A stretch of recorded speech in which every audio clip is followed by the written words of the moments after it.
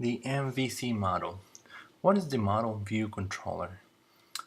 This is a development methodology that breaks the developments into three different parts. One of them is the model, the view, and the controller. The model works as storage. It stores data that is entered by the user and the application.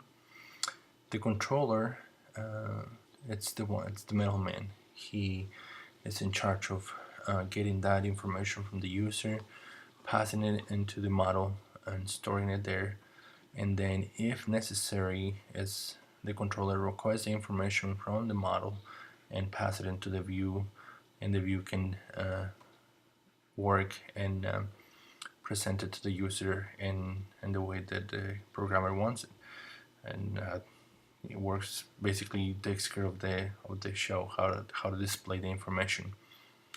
And as you can see here in this diagram, the controller would always be working between the two, the model and the view, to assure that information is passed down and control. That's what, therefore, the name of controller. There are some pros and cons about this developing process. Some of the pros that I like to highlight is that there's a faster process and the development time. Different programmers can work at the same time and developing each of these sections, and that therefore get things a lot faster. Another important part of this is that it's asynchronous. That means that the application will load a lot faster as well, because it's break down into these modules or areas where code is simplified for the program to run. Though some people say there's some disadvantages with the MVC, as in how programmers have to learn multiple technologies to accommodate this development. But besides that, I see more benefits from it than disadvantages.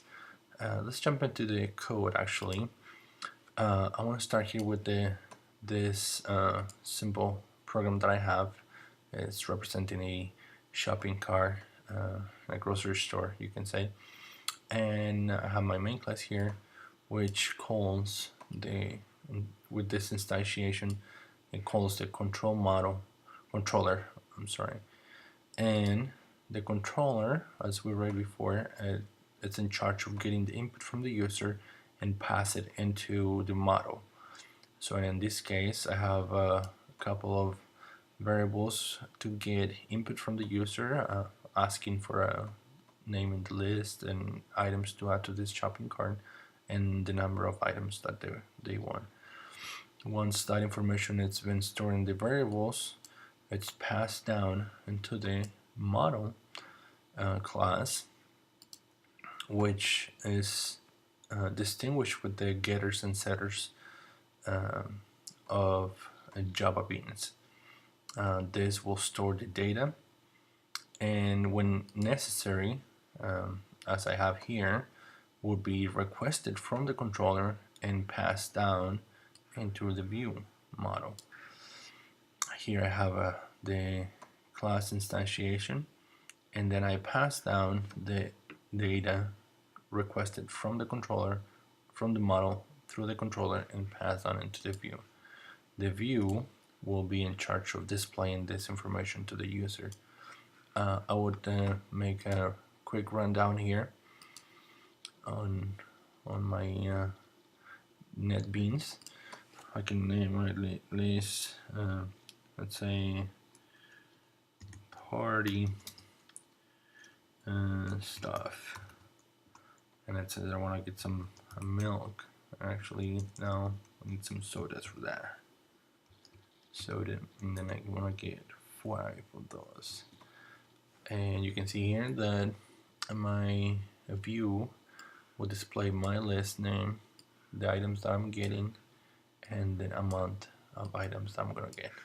So that's how you break down the control, the model, view, and controller.